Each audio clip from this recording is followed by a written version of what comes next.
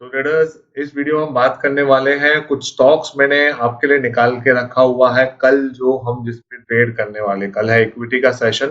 तो एक दिन पहले स्टॉक को कैसे सिलेक्ट करें। मैंने टोटल 4 स्टॉक्स सिलेक्ट किए हुए हैं।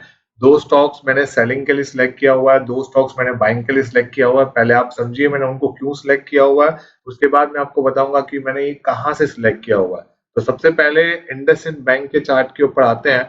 इसको मैंने सिलेक्ट किया हुआ है सेल करने के लिए। सबसे पहला जो रूल होता है वो क्या है कि क्या वो किसी जोन के अंदर है, यस और नो। अगर हम यहाँ पर देखते हैं रिसेंटली, देखो उसने एक अपना जोन ब्रेक किया हुआ है। साथ में अगर हम इसमें एक और पॉइंट ऐड करें तो यहाँ पर देखिए उसने एक ब्रेकडाउन दिया हुआ है।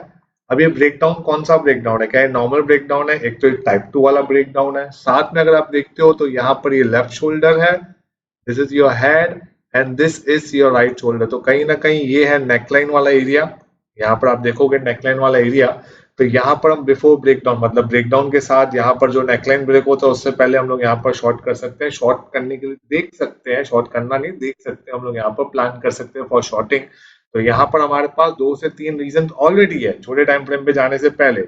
एक, उसने टाइप 2 वाला ब्रेकडाउन दिया हुआ है। दूसरा, हेड एंड शोल्डर पैटर्न है। तीसरा, वो एक अच्छी रेंज के बाहर निकल चुका है। अगर हम इसके अब छोटे टाइम फ्रेम पे आते हैं, let's say for example 15 minute के चार्ट के ऊपर, तो देखिए ये मैं इसका रिसेंटली ये सपोर्ट लाइन ड्रॉ करता हूं। तो यहाँ पर भी देखिए उसने क्लोजिंग के टाइम पे ब्रेकडाउन दिया हुआ है अलोंग विद वॉल्यूम कंफर्मेशन। अगर हम लोग यहाँ से टॉप से लेके बॉटम तक, रीसेंट इसका टॉप से लेके बॉटम तक अगर मैं फिबोनाची लगा के देखता हूँ, ये मैंने यहाँ पर फिबोनाची लगा दिया, तो देखिए 23.6% के आसपास यहाँ पर रिजेक्शन बैठ रहा है। तो मेरे पास यहाँ पर 4 रीजन है कल के दिन पे इंडेक्स को अपने शॉर्टिंग वाले रडार पे रखने के लिए।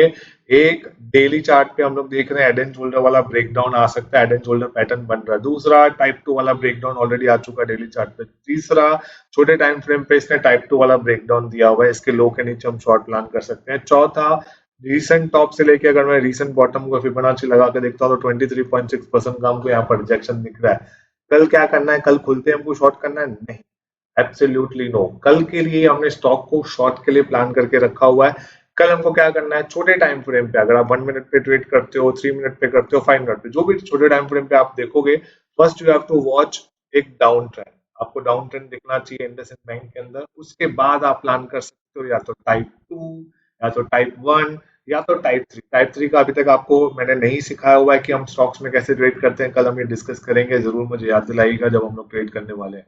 तो ये है इंडसइंड वाला स्टॉक हमने क्यों सिलेक्ट किया हुआ। उसके बाद मैंने सिलेक्ट किया हुआ बजाज फिनसर्व। सबसे पहले अगर आप यहाँ पर आते हो तो देखिए ये था इसका एक जोन, उस जोन के बाहर आ चुका है। इसने एक बहुत अच्छा इंपॉर्टेंट यहाँ पर जो सपोर्ट बैठा हुआ था बजाज फिनसर्व में, उसने वो अब ब्रेक कर दिया। इसके छोटे टाइम फ्रेम पे आते हैं। अगेन अगेन यहाँ पर अगर हम लोग देखते हैं रीसेंट टॉप, ये रीसेंट टॉप हमने पकड़ा यहाँ से टिल बॉटम। तो यहाँ पर देखिए 23.6%, एक्चुअली 38.2% के आसपास है। यहाँ से रिजेक्ट करे तो हम 23 भी इसको कंसीडर कर सकते हैं। हम वेट कर रहे हैं ये ट्रेंड लाइन लेते हुए। जैसे ही कल कमजोरी दिखाएगा निफ्टी, बजाज फिनसर्व यहाँ पर ब्रेकडाउन के हिसाब से दिखाएगा। What we have to do next, अब हमारे पास 2 रीजन ऑलरेडी है। एक, 38.2% का रिजेक्शन है। दूसरा, बड़े टाइम फ्रेम पे ब्रेकडाउन आ चुका है। तीसरा, छोटे टाइम फ्रेम पे हम डाउन ट्रेंड देखेंगे, ब्रेकडाउन, या हम लोग सेल ऑन रेजिस्टेंस वाला प्लान कर सकते हैं छोटे टाइम फ्रेम के अंदर। ये है दूसरा स्टॉक जो मैंने शॉर्ट के लिए सिलेक्ट किया हुआ है। इसके बाद अगर बाइंग की बात करें तो सबसे पहले हम लोग ओएनजीसी की बात करेंगे। एक इकलौता ऐसा स्टॉक है जो इतना अच्छा परफॉर्म कर रहा है बेयर मार्केट के अंदर। इसके पीछे का रीजन भी आपको पता है, बिकॉज ऑफ यूक्रेन वॉर।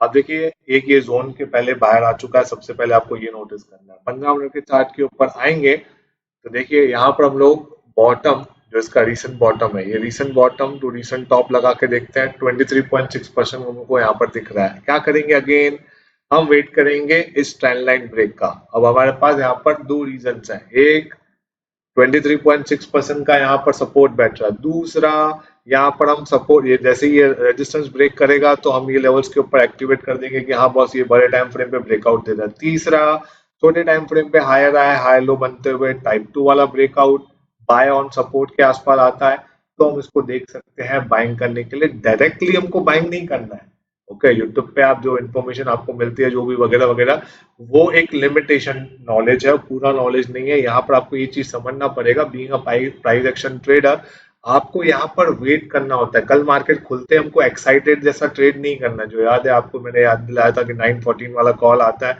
हमको भी वैसा नहीं बनना है।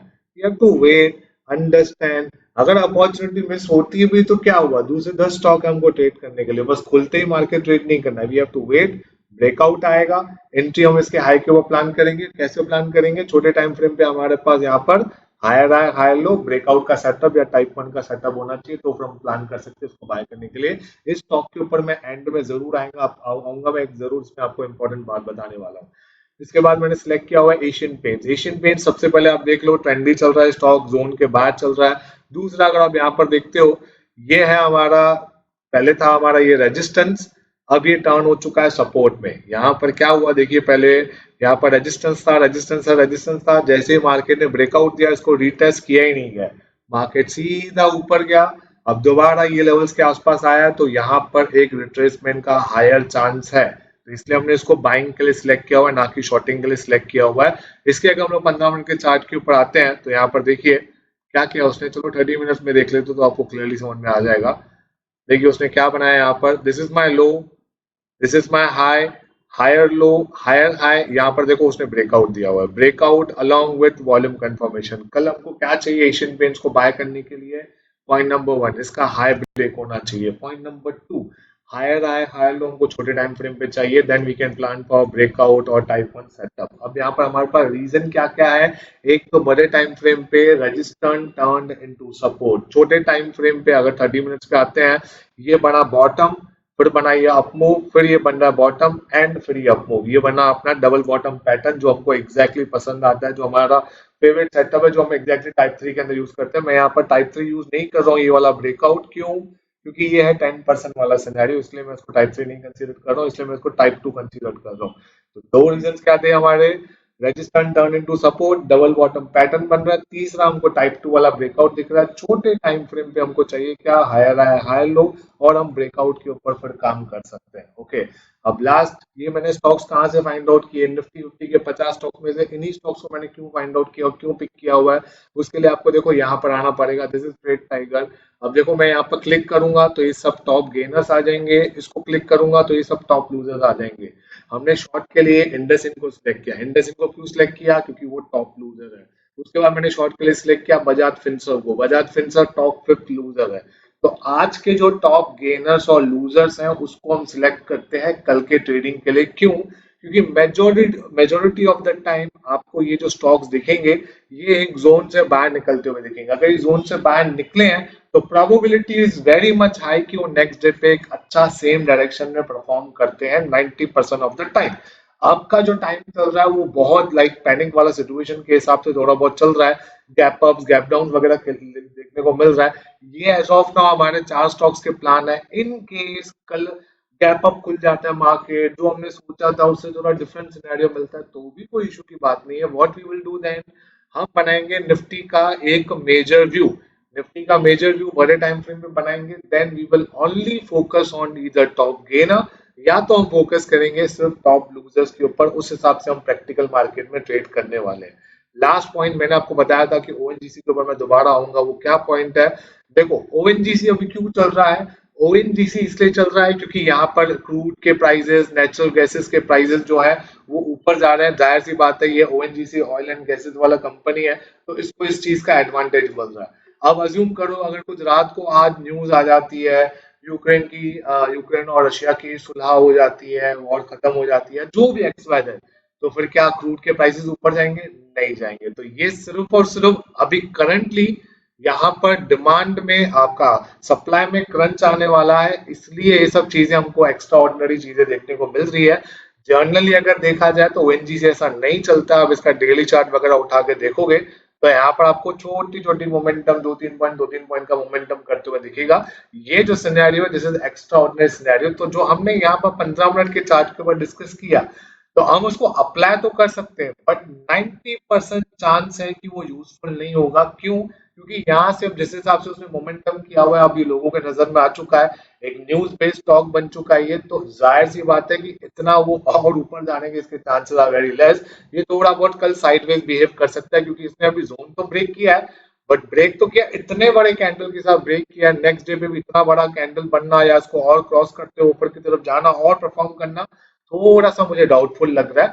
तो ऐसी सिचुएशन पे आप कंसीडर तो कर सकते हो, chances will be very bright कि आपका ये स्टॉक सिलेक्शन गलत, जिसको मैंने जानबूझ के सिलेक्ट किया हुआ है। एक तो आप सेटअप समझ जाओगे, रीजन समझ जाओगे, उसके बाद मैं इसको क्यों बैकलैश कर रहा हूँ, इसको क्यों इतना इंपॉर्टेंस नहीं दे रहा हूँ, क्योंकि वो भी चीज आपको समझ में आ जानी चाहिए कि नेक्स्ट टाइम कभी आपके सामने ऐसी सिचुएशन हो तो आपको उनको कैसे कंसीडर करना है या फैक्टर आउट करना है, या इसको थोड़ा स्पेशल केस में कैसा डालना है, वो चीज आपको समझ में आ जानी चाहिए। Will see you tomorrow at 10 AM। तो ट्रेडर्स, इस वीडियो में हम बात करने वाले हैं कुछ स्टॉक्स मैंने